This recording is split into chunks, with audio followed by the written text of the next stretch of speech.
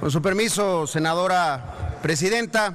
compañeras y compañeros senadores, como presidente de la Comisión de Radio, Televisión y Cinematografía del Senado, está en mi ámbito de responsabilidad presentar el dictamen mediante el cual se determina que los 5 comisionados que han expresado o que expresaron en su momento cuando se les solicitó su legítima aspiración de ocupar el cargo de presidente del Instituto Federal de Telecomunicaciones y después de haberlos escuchado a ellos aquí en el Senado, después de haber hecho un proceso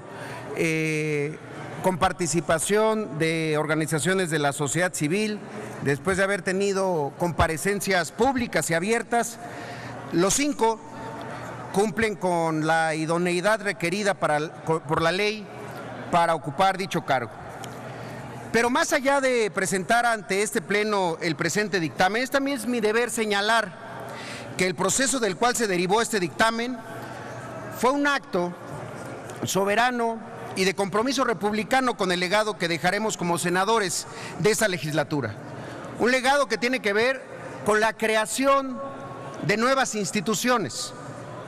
Pienso en 2 particularmente, la Comisión Federal de Competencia Económica y el Instituto Federal de Telecomunicaciones, ambos órganos constitucionales autónomos, ambos diseñados y discutidos en este Senado de la República, ambos vieron su nacimiento aquí, incluso en su primer conformación de sus plenos. Ambos órganos fueron votados el 11 de junio de 2013, ambos, como ya lo decía, con una autonomía constitucional que está consagrada en el artículo 28. Sin embargo, cada uno ha pasado por un proceso de renovación, el primero de su historia, con métodos completamente distintos. Si bien no es menester ni intención describir cómo fue la renovación de la consejera presidente de la COFESE, por parte de la Comisión de Comercio y Fomento Industrial, sí lo es decir cómo fue el proceso por parte de las comisiones de Radio, Televisión y Cinematografía, de Comunicaciones y Transportes y de Estudios Legislativos. Mientras que en aquel proceso de ratificación de la comisionada presidente se llevó a cabo una reunión el 19 de abril de 2017 para aprobar la opinión emitida por parte de la Junta de Coordinación Política respecto a la ratificación de la comisionada Alejandra Palacios, y una semana después se aprobó en el Senado del Plenado. En este Senado, hace exactamente 3 semanas, fue que en una reunión de Comisiones Unidas de Comunicaciones y Transportes, de Radio, Televisión y Cinematografía y de Estudios Legislativos, se aprobó apenas un proceso para designar al nuevo comisionado presidente del IFT. Ese mismo día se entregó un oficio a los 7 comisionados del instituto solicitando que manifestaran su interés en participar en el proceso de renovación de la presidencia. Después, el 14 de septiembre, se venció un plazo, el primero, para manifestar ese interés, en el que ya, como ha sido mencionado, fueron 5 los que respondieron. La comisionada Marilena Estavillo, el comisionado Adolfo Cuevas, el comisionado Gabriel Contreras, el comisionado Mario Fromo y el comisionado Arturo Robles. El 19 de septiembre,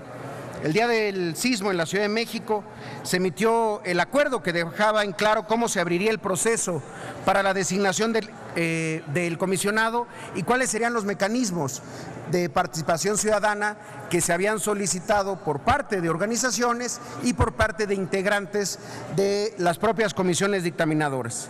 Fue el 25 de septiembre que se amplió el plazo para la participación de la sociedad civil con fecha de vencimiento al día siguiente, y el 27 de septiembre que se llevaron a cabo las comparecencias de los comisionados interesados en el Senado y se incorporaron las preguntas de la sociedad civil en dicho procedimiento. Y hoy, 3 de octubre, estamos presentando el dictamen que respalda la idoneidad de los 5 candidatos. Hay quien puede pensar que este proceso de renovación del comisionado presidente ha sido largo, y puede que tenga razón, pero tenemos en cuenta algunos elementos. Primero, la propia disposición y el diseño institucional del instituto que nosotros le dotamos para que nunca hubiera ausencia del presidente.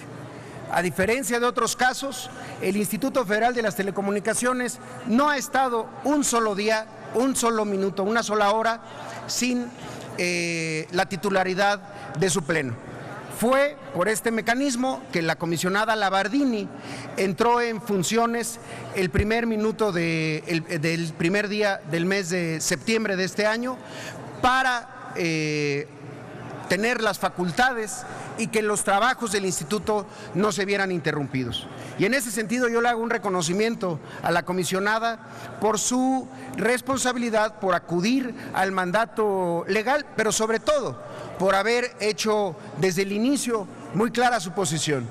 que ella no participaría en el proceso de renovación, toda vez que su cargo, su mandato como comisionada vence en febrero del 2018.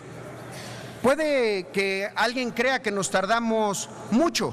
sin embargo, estamos hablando de un órgano que regula muchos intereses económicos, que regula muchos intereses políticos también. Pero además, en términos comparativos, basta revisar el caso estadounidense o muchos otros casos de órganos reguladores en otras partes del mundo.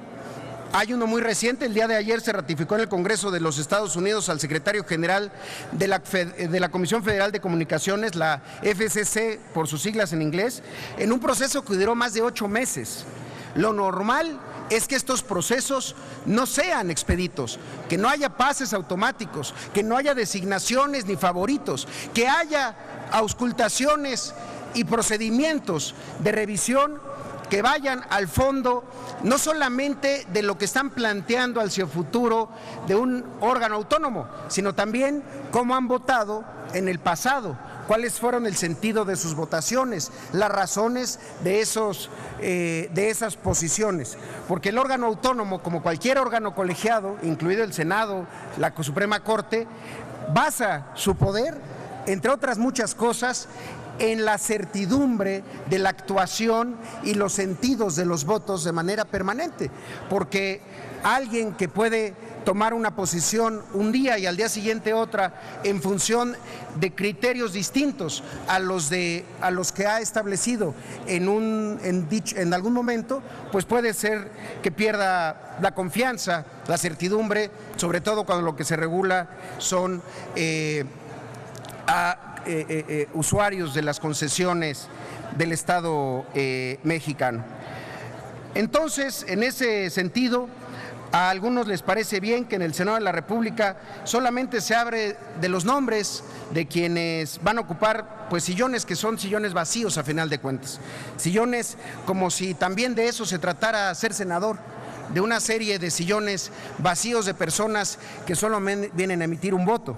Me parece que pelotear varios nombres, definir un proceso en el que se determine quién logra el consenso entre ellos y entonces simplemente nombrar a alguien que ocupe un sillón que puede ser el de la Suprema Corte de Justicia o en alguna embajada o en alguno de los órganos autónomos, es ver nuestra participación, nuestras facultades en estos nombramientos pues de manera muy limitada, como si el Senado de la República solo se hablara de eso, de sillones, de sillas que alguien tiene que ocupar. En realidad el Senado al final de cuentas es un órgano colegiado en donde estos sillones deberían de tener un significado distinto. Es el aquí en donde el pacto federal al final de cuentas fija su rumbo y el rumbo de la República. Y si nos tomamos esa responsabilidad en serio, entonces el Senado somos también corresponsables de estos nombramientos y también muchas veces de sus acciones. En ese sentido,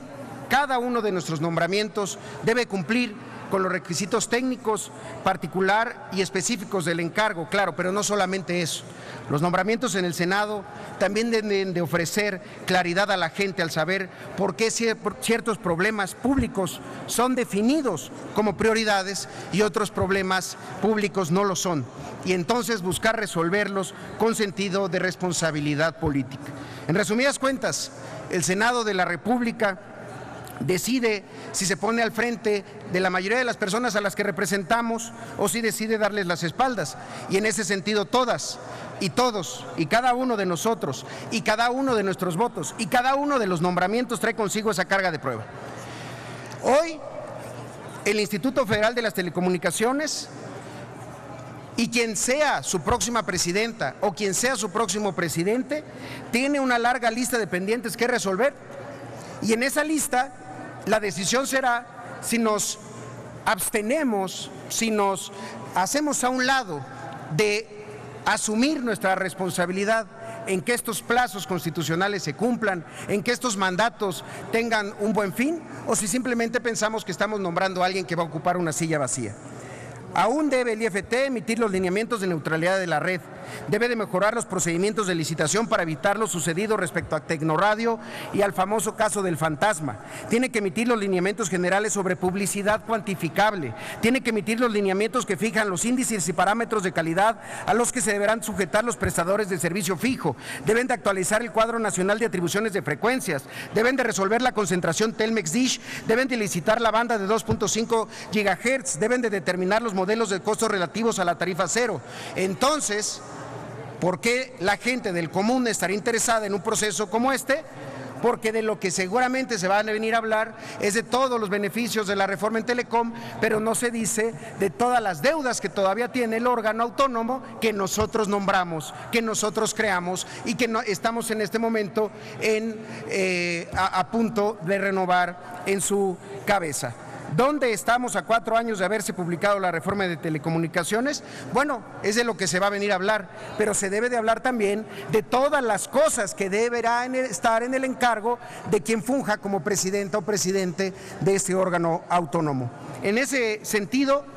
hay avances sin duda, pero hay muchas más deudas pendientes, plazos incumplidos y una serie de elementos que el hecho de la autonomía del artículo 28 no debe de confundirse como una discrecionalidad, ni mucho menos una actuación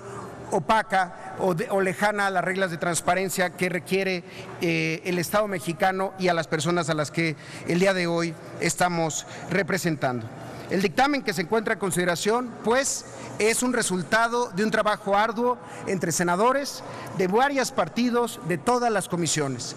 El Senado está en deuda también. 8 meses pasamos sin tener un presidente de la Comisión de Comunicaciones y Transportes hasta el día de hoy, que se acaba de nombrar. Por cierto, felicidades al senador Gracia, que acaba de ser nombrado. Pero también, desde el momento en el que retomamos el trabajo legislativo, estábamos y estamos en falta de otra de las comisiones, la de estudios legislativos, que nuevamente tuvo que sesionar con la ausencia de una presidencia. Por eso estamos hasta el día de hoy. Sin embargo, hoy creo que así como hemos llegado a la determinación de la idoneidad de los 5 candidatos